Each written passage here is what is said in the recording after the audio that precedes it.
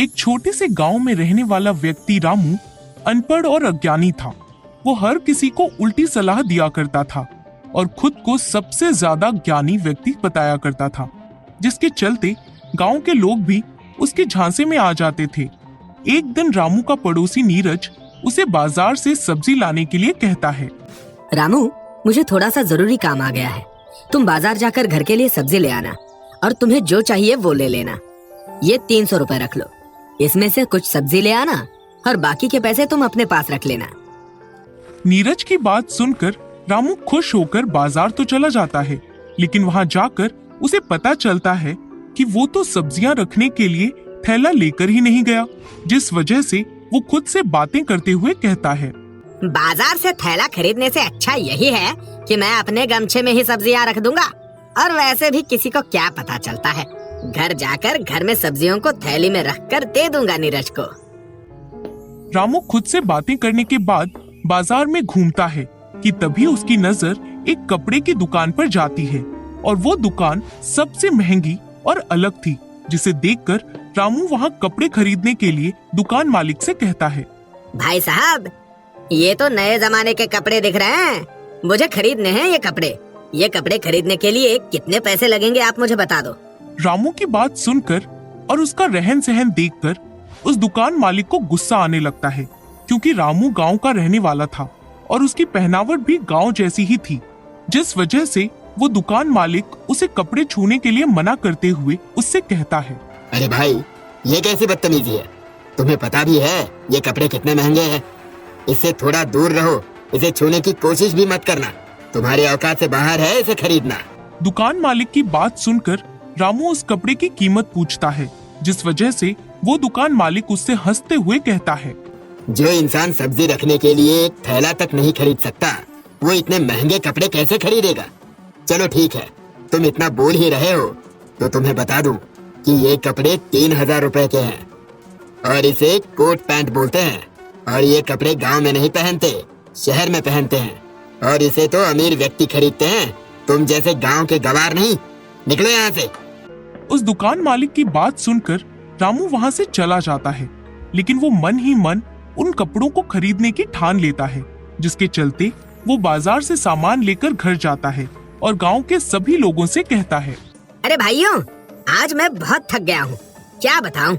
आज बाजार की सबसे महंगी दुकान में गया था। अरे और बताऊँ तुम्हें, वहाँ का जो मालिक था वो मेरे दुकान में जाते ही बोल रहा था, अरे आइए साहब बैठिए, और तो और मुझे ठंडा रस भी पिलाया। उसने मेरी बहुत खातिरदारी की।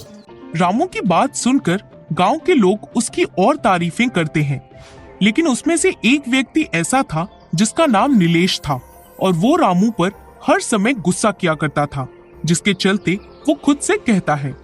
पागल हैं गांव के सभी लोग जो उसकी बातों को सच मान रहे हैं। ऐसे अज्ञानी इंसान से तो कोई बात ही ना करे तो बेहतर है, और उसे दुकान में बुलाकर इतनी इज्जत देंगे। मुझे तो यकीन ही नहीं हो रहा है रामू की बातों पर। नीलेश 12वीं पास लड़का था और उसे पढ़ा लिखा होने का बहुत घमंड था, जिस वजह से गांव के लोग नीलेश से कोई भी मदद नहीं मांगते थे। वो ज्यादातर काम रामू से ही करवाया करते थे, क्योंकि रामू बहुत ज्यादा ज्ञानी बनने की कोशिश किया करता था, जिस वजह से गांव के लोग उसकी बातें सुनकर उसे पसंद किया करते थे। एक दिन नीरज उससे कहता है। रामू, मैं तुम्हें शहर ले जाना चाहता हूँ, क्योंकि शहर में काम के सिलसिले में वहाँ पर कुछ बड़े लोग आने वाले हैं जो हमारे काम को और आगे बढ़ाएंगे। रामू, मुझे तो इतना कुछ पता नहीं है शहर के लोगों के बारे में। तुम साथ चलोगे तो मुझे थोड़ा सहारा मिल जाएगा। नीरज की खुद की मिठाई की दुकान थी, जिसके चलते वो अक्सर आसपास के गांव की शादियों में मिठाइयां बनवा कर पहुंचाया करता था। और एक शादी में शहर के कुछ व्यक्ति आए हुए थे जिन्हें नीरज की मिठाई बहुत पसंद आती है, जिस वजह से उसे शहर में बुलाया जाता है कि वो शहर आकर उस व्यक्ति के लिए मिठाई बनाए। इसलिए नीरज रामू को शहर साथ लेकर जाना चाहता है। वहीं दूसरी तरफ उनकी बात नीलेश सुन लेता है और वो रामू को भड़काते हुए कहता है। रामू, तुम्हें पता है नीरज सिर्फ तुम्हारा इस्तेमाल करता है और तुम्हारे हाथ में कुछ पैसे देकर तुम्हें खुश करता है, जिससे कि तुम नीरज का काम आसानी से कर देते हो। वो हर समय तुमसे प्रेम से बात करता है और अपना काम निकलवाता है, और तुम्हारा काम लापरवाही से करता है। अब तुम सोच लो, तुम्हें क्या करना है, उसके साथ शहर जाना है या फिर गांव में रहकर खुद का काम करना है। नीलेश की बात सुनकर रामू उससे कहता है, हाँ नीलेश, तुम सही बोल रहे हो। तभी तो मैं सोचूं कि नीरज मुझे इतना काम क्यों बताता है। उसने तो मुझे नौकर की तरह समझा हुआ है। रामू अज्ञानी होने की वजह से नीलेश की बातों में जल्दी से आ जाता है, जिसके चलते नीलेश समझ चुका था कि रामू को भड़काना आसान है। जो वो चाहता है वो रामू करेगा, जिसके चलते रामू सभी की नजर में गिर जाएगा और नीलेश सबकी नजर में अच्छा बन जाएगा। यही सोचकर वो रामू को एक सलाह देता है। रामू, तुम नीरज को बोल देना कि तुम्हारी माँ की तबीयत बहुत ज्यादा खराब है, या फिर ऐसा बोल देना कि तुम्हारी बहन का बुलावा आया है, तुम्हें जल्दी ही उसने बुलाया है कुछ जरूरी काम से। रामू नीलेश की बातों में अच्छे से फंस चुका था। नीलेश ने रामू को भड़का तो दिया था, लेकिन वो वही हरकत नीरज के साथ भी करने की कोशिश करते हुए उससे कहता है, नीरज, क्या तुम्हें पता नहीं रामू ने तुम्हारे खिलाफ मुझे कितनी सारी झूठी बातें बताई हैं, जैसे कि तुम उसे बिना पैसे दिए ही उससे काम करवाया करते हो और हमेशा उसके साथ में नौकरों की तरह सुलूक करते हो, जैसे कि वो तुम्हारा नौकर हो। यही सब बातें रामू ने मुझसे कही हैं। अब तुम ही बताओ, तुम रामू का इतना साथ देते हो, उसके बाद भी रामू तुम्हारे बारे में इतना गलत सोचता है और तुम उसे अपने साथ शहर ले जाकर खुद की बेइज्जती कर रहे हो। नीलेश की बात सुनकर नीरज को गुस्सा आने लगता है, क्योंकि वो जानता था कि नीलेश रामू से बहुत ज्यादा जलता है, जिसके चलते वो उससे कहता है, मैं रामू को कब से जानता हूँ। वो हमेशा मुझसे मिलजुल कर और एक परिवार की तरह रहता है और उसने कभी भी कोई भी काम करने के लिए मना नहीं किया आज तक, और ना ही कोई काम में लापरवाही की। जो मैंने बोला वही काम उसने अच्छे से और ईमानदारी से किया है। नीरज की बात सुनकर नीलेश समझ गया था वो उसे कितना भी भड़काने की कोशिश करेगा, लेकिन वो उसके भड़कावे में नहीं आएगा। वहीं दूसरी तरफ रामू नीरज के घर जाता है और उसे मना कर देता है। नीरज समझ चुका था कि उसको नीलेश ने भड़काया है, जिसके चलते वो रामू से अच्छे से बात करते हुए कहता है, रामू, कोई बात नहीं, तुम्हें नहीं आना शहर तो मत आओ। मैं तुम पर जबरदस्ती नहीं कर सकता, और हाँ, मैंने तुम्हारे लिए वही कपड़े खरीदे हैं जो तुम्हें बाजार में पसंद आए थे, और मुझे सब पता है। नीरज की बात सुनकर रामू सोच में पड़ जाता है और सोचते हुए उससे कहता है, नीरज, तुम्हें कैसे पता? मैं कोई दुकान में गया था और मुझे वो महंगे वाले कपड़े बहुत पसंद आए थे, और उस दुकान मालिक ने उस कपड़े का नाम कोट पैंट बताया था, जो शहर में सबसे ज्यादा पहनते हैं। हाँ, मुझे चाहिए थे वो कपड़े, लेकिन ज्यादा महंगे होने के कारण मैं उसे नहीं खरीद पाया। लेकिन मैंने अभी तक हार नहीं मानी।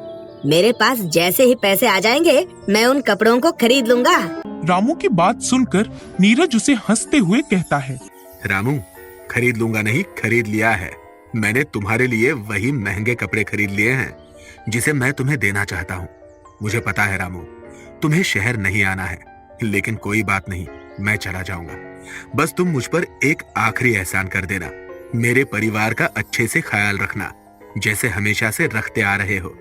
उन्हें कोई भी जरूरत हो तो उनकी मदद कर देना। नीरज की बात सुनकर रामू खुश होते हुए उससे कहता है, नीरज, तुम्हारा बहुत बहुत धन्यवाद जो तुमने मुझे इतने महंगे कपड़े दिलाए। और हाँ, मैं तुमसे माफी भी मांगता हूँ। मैं तुम्हारे साथ शहर नहीं आ पाऊंगा। तुम अच्छे से जाना और यहाँ की फिक्र बिल्कुल मत करना। मैं हूँ यहाँ पर सबका ध्यान रखने के लिए। हाँ। रामू की बात सुनकर नीरज खुश होकर वहाँ से शहर जाने के लिए निकल जाता है।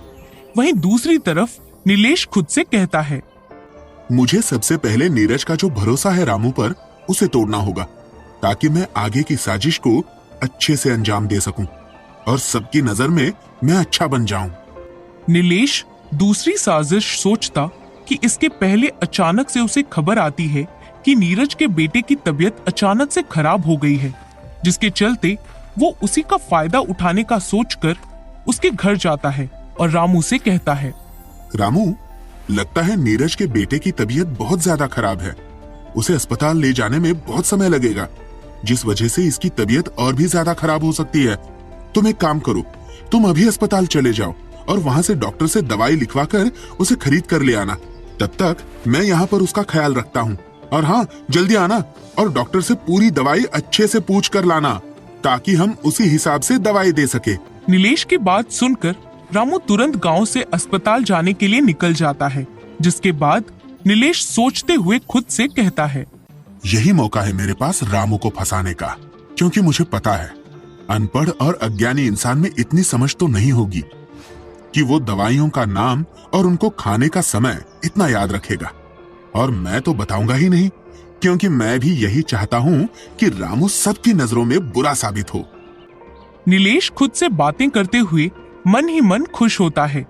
वहीं दूसरी तरफ रामू बहुत ज्यादा परेशान हो जाता है, क्योंकि डॉक्टर मरीज को देखे बिना साफ इनकार कर देता है दवाई देने से, जिसके चलते रामू उनसे अनुरोध करते हुए कहता है, डॉक्टर साहब, मैं आपसे विनती करता हूँ, मेरे भतीजे की तबीयत बहुत ज्यादा खराब है और यहाँ से हमारा गांव बहुत दूर है, जिस वजह से हम उसे अस्पताल तक नहीं ला पाए। आपसे यही अनुरोध है कि आप मुझे ऐसी दवाई लिख कर दें जिससे उसको इतना आराम हो सके कि अस्पताल तक हम उसे लेकर आएं। रामू की विनती सुनकर डॉक्टर उसे बाहर की दवाई लिख देता है, जिसके चलते वो उसे दवाई खाने का समय भी बताता है। लेकिन रामू अनपढ़ होने के कारण उसे कुछ समझ नहीं आता है और वो मन ही मन सोचते हुए खुद से कहता है, मैं जल्दी से गांव जाकर नीलेश से मदद लेकर नीरज के बेटे को दवाई खिला दूंगा, क्योंकि नीलेश पढ़ा लिखा है और वो तुरंत डॉक्टर के पर्चे में जो दवाई लिखी है उसे देखकर वो उसी हिसाब से दवाई खिला देगा, जिसके चलते नीलेश का बेटा ठीक हो जाएगा। रामू को आते हुए देखकर नीलेश समझ जाता है और मौका देखकर वहां से निकल जाता है, ताकि रामू परेशान होकर खुद से दवाई खिला सके। जैसा वो चाहता था वैसा ही होता है। बहुत देर तक इंतजार करने के बाद जब नीलेश नहीं आता तो रामू उस बच्चे की हालत देखकर उसे दवाई खिला देता है, जिसके कुछ देर बाद नीलेश वहां आता है। कुछ देर बाद उस बच्चे की तबीयत और भी ज्यादा खराब होने लगती है।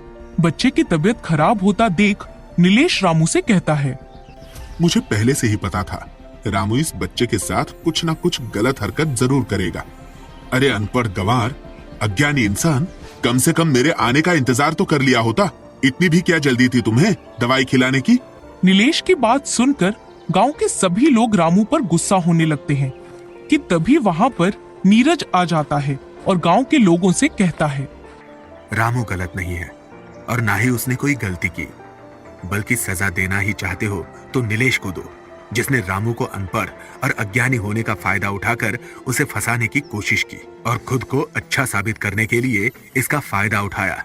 मैं सही बोल रहा हूँ, ये सारी साजिश नीलेश की थी रामू को फंसाने के लिए, क्योंकि रामू ने पहले ही मुझे बता दिया था मेरे बेटे की तबीयत के बारे में, इसीलिए मैं डॉक्टर को साथ ही लेकर आया हूँ। नीरज की बात सुनकर गांव के सभी लोग नीलेश को भला बुरा कहने लगते हैं, जिसके चलते रामू उसका बचाव करते हुए गांव के लोगों से कहता है, नीलेश की कोई गलती नहीं है, सारी मेरी गलती है। मैं एक अनपढ़ अज्ञानी इंसान हूँ और हमेशा खुद को ज्ञानी समझकर दूसरों को ज्ञान देता रहा, लेकिन मैंने ये कभी नहीं सोचा इस ज्ञान के चलते मैं खुद एक दिन इसमें फंस जाऊंगा। आज से मैं किसी को ज्ञान देने की कोशिश नहीं करूंगा, क्योंकि मैं खुद अज्ञानी इंसान हूँ। रामू की बात सुनकर नीलेश को उसकी गलती का एहसास होता है, जिसके चलते नीलेश रामू से माफी मांगता है और उसी दिन से नीलेश रामू को ज्ञान की बातें बताता है और खुद भी समझता है, जिसके चलते रामू ने अज्ञानता को हराया और जिंदगी में सच्चे ज्ञान की प्राप्ति की और गांव का सबसे ज्ञानी व्यक्ति बन गया। कहानी से सीख। हमें इस कहानी से ये सीख मिलती है कि हमें अपनी जिंदगी में ज्ञान की शिक्षा लेनी चाहिए, क्योंकि अज्ञान व्यक्ति हमेशा पीछे रहता है। ज्ञान के जरिए ही हम जीवन के हर महत्वपूर्ण पड़ाव को समझ सकते हैं और उसके हिसाब से फैसले भी ले सकते हैं। धन्यवाद।